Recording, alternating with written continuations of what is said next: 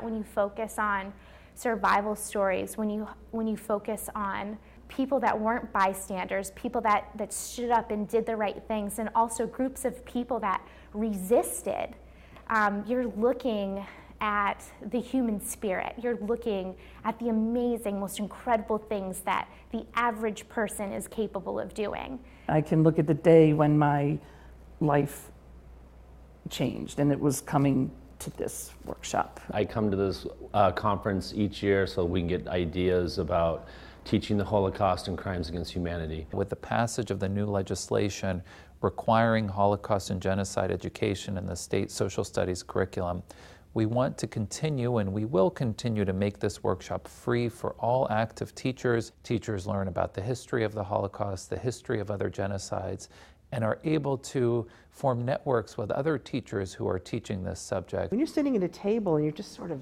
your brain's firing with all these ideas, you just learn so much, and the sharing really helps you grow as a teacher. So it's a really great workshop.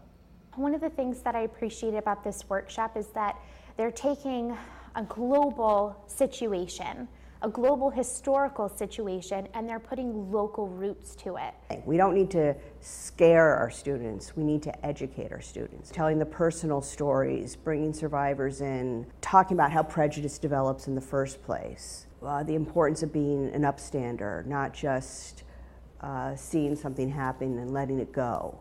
It was also special to go into the museum space, this history that you're feeling, you're touching, you're seeing the pictures. It creates that emotional connection. I just love the exhibit because it's about being a child and what a child's confronted with during this time period. We've been very successful bringing field trips to see this new exhibition with the assistance of our friends from Voices of Hope. Sometimes people have these ideas that teenagers are hard to engage, or they're difficult to talk to, or they don't care about issues like this. But it's quite the opposite. I think in some ways it allows kids to think as adults, and they see themselves taking on the study of something that is really difficult to study. Her parents were deported to Auschwitz, where they were likely murdered on arrival. I was 7 years old when it started.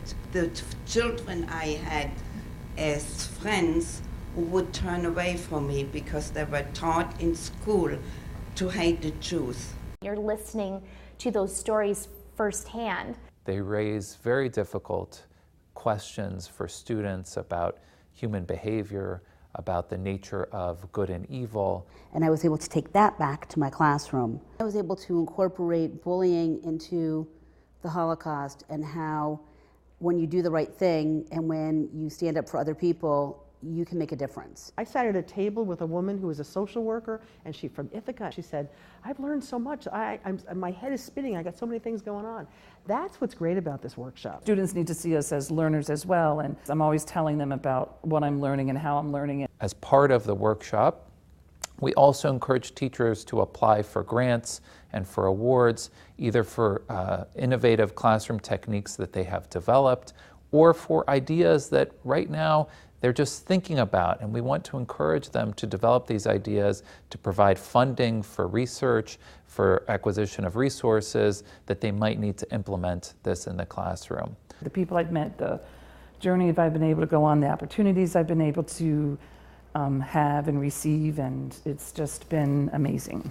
I think this is my 5th year of coming here, and each year we come away with something that we add to our project that we do at our school. They give us something real to use. If we believe that it's important to learn from the past to improve the present and to build a better future, then this is one of the most important subjects that teachers can share with their students. It's important is not only teaching what the history is, but then working with students and saying to them, okay, what now? What are we doing with that information now? Teachers benefit so much from this.